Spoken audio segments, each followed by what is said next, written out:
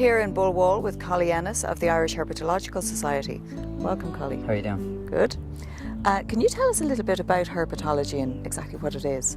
Herpetology is the study of reptiles and amphibians, and the Irish Herpetological Society will take care and try and promote the well-being of the Irish populations of reptiles and amphibians. We have newts, frogs, toads and lizards living in the island of Ireland, and what we're trying to do is, especially out here on the Bullwall, is make sure that people are aware of them and look after them in their native habitats and where they're left over.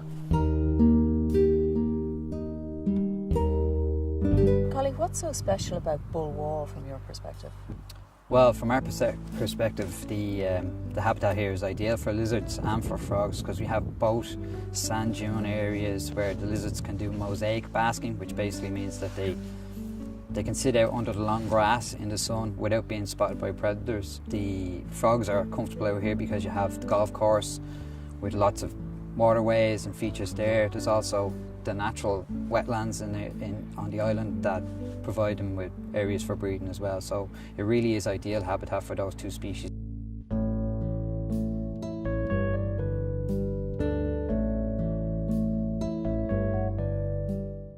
Collie, can you tell us a little about how you got into herpetology? Well, when I was a kid, I would go around collecting bugs and frogs, stuff like that, and led me to start reading up on all these animals, and then bought a fire-bellied newt. From then I just got into it. I really got a passion for all these exotic animals. Collie, what is a newt? The best way to describe a newt for anyone who hasn't seen one is, imagine a small lizard that's crossed with a frog. So it's a small, slimy, wet, moisture-loving lizard, but it's not actually a lizard, it's an amphibian. This is our common frog. It's the only one we have in the country. This is a little female, and they're all over this island. Kind of underestimated because everybody thinks of frogs as being, it's just a frog, but I think they're really beautiful little animals. And lots of kids nowadays don't have the opportunity to see them. Like when I was a kid, everybody had tadpoles. You'd have tadpoles in your classroom, but it's not so common nowadays.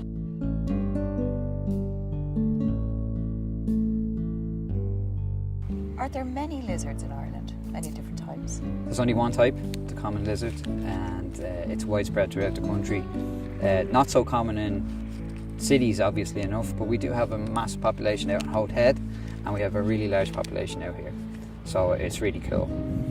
And it's great that they're so close to where people can get on a bus and just go out, and if they're quiet enough and they know what they're looking for, they'll be able to spot them. So what have we got here now, Collie? So this is our common lizard, or as I call them, the unicorns, because they're so elusive and hard to find on the island here. This is a juvenile, so it's slightly smaller than the adult. The adult might get the length of my index finger here, and they're really beautiful little animals. The coloration will develop as they get older. The males will get a bright orange fluorescent belly because they wanted to camouflage themselves on top, but when they're trying to attract the females and show off, they want to show their belly off by lifting it up and flashing it around.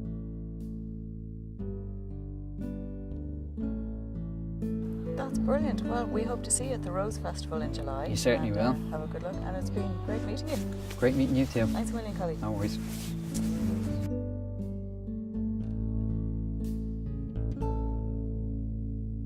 So now we're joined by a herpetologist. Did I say that right? Yeah, you did. Herpetology, yeah. Great. And your name is Rob Gandola, is that right? That's right, yeah. Perfect. So yeah, welcome to the festival, and thank you so much for joining me here today. Weather is absolutely beautiful. We're delighted with it, actually. You couldn't have picked a better day. So tell me about what you do. You're dealing with amphibians and reptiles? Yeah, so herpetology is the study of reptiles and amphibians. So Okay. that's what we do. A lot of people don't think we have any reptiles in Ireland, which is completely untrue. And because the weather is grey here today, it means our display animals are actually quite active. So we do have a display of native Irish reptiles and amphibians. We have common lizards, which you find all over Ireland, especially along the coast. Our display animals are from Hothead that we were collected yesterday. We're going to display and then we'll release them again after the show. We have some common frogs, which everybody should know about, and we also have newts, which people kind of get confused between lizard and like what's in a tailed amphibian. It looks like a lizard, but it's actually an amphibian. So we have a selection of all three over there, which are Ireland's native edition, and because we do the survey in the biosphere for Dublin City Council, it's obviously good to push that, let people know that they are within Dublin.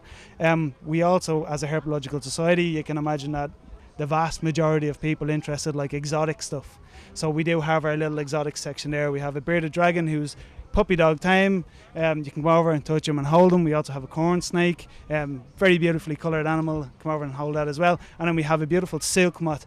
And why is a moth in with reptiles and amphibians? Because everybody tends to see us as a bit weirdo, and we usually throw in a bit of entomology as well. So most people who would be into the hobbyist side of things, so like they collect, like they keep snakes and frogs, they also tend to keep things like tarantulas and baboon spiders and ornamental spiders as well, which is quite cool. Wow, fantastic. That's a whole lot going on there. So you have a fairly big setup over there as well. I mean, people can go along and they can actually touch and interact with the animals. That's great. Fantastic. And so what do you do? Take them out of their cage and put them on their arm, or how does that work? Yeah, with the exotic stuff, like feel free to come on over and handle stuff. The native animals, because they're protected by the Wildlife Act, we're all licensed. What we tend to do is we will show the animals to the people. Keep stress to a minimum because we're used to doing it. And like you're going to get the exact same thing. You know, it's the little tanks that they're in are quite small, so you're not going to see them. Our little newt is tiny. He's a tiny little fella, but you will see him. Don't have him with you, do you? No, I don't have. Not in your pocket, no. It's so busy over there now. Like, you know, people get so excited when they realise that we actually have native reptiles and amphibians. So it's great for us. It makes my job easy. You know, it's very easy to push Dublin as a fantastic place. Not alone like just a capital city for wildlife. Like just even the park. Like it's fantastic for wildlife in general. Dublin as a city. And like it's nice to make people aware of it, and they do appreciate it, which is great. And that's what we've been getting all morning. The fact that we have fantastic weather means everything is active because it's warm even in the shade, so it's great. It's really, really good. I remember like when I was a kid, I think tadpoles and terrapins were fairly popular. Didn't have very many lizards, but where in Ireland can you find lizards? You said that they're very common. I've never actually seen a lizard. Like a few frogs, but not lizards. Where can you find them? The coast tends to be their stronghold. Coast and bogs. Anywhere that you've got kind of, so like Pollardstown Fen or the Girly Bog, anywhere there's like a raised walkway, because they like edges. Edges are good for basking. Good to know. And obviously you can see Norpole Island just across the road here, the heart of the biosphere, like the flagship kind of model for what is now the Dublin Bay biosphere.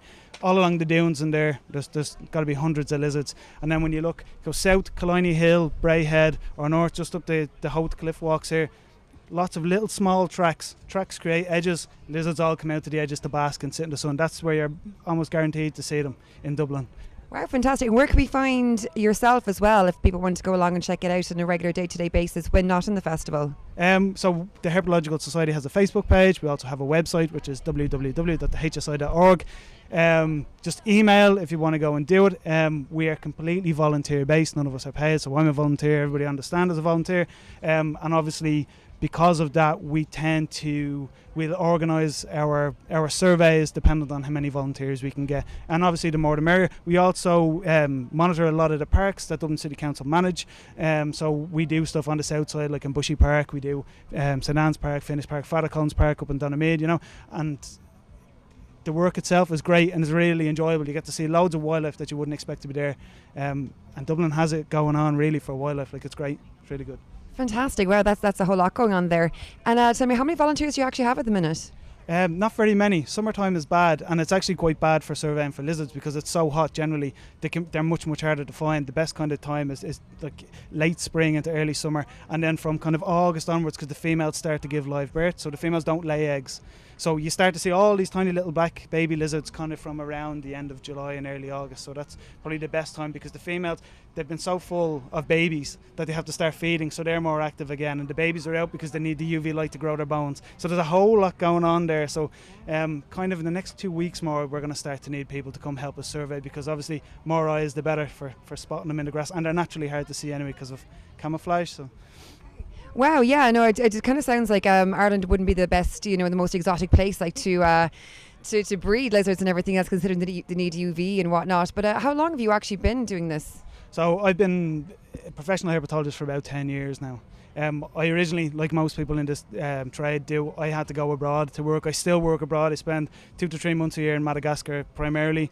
I've worked in Central America, but like very little is still known about what are generally called common species in Ireland. So like there's lots more to do here. It's still exciting. It's still fun. So get involved. Like Absolutely, 100%. So what's your website again? it's www.thehsi.org. Listen, thank you very much, Rob. That was great and very informative indeed. Listen, thank you very much.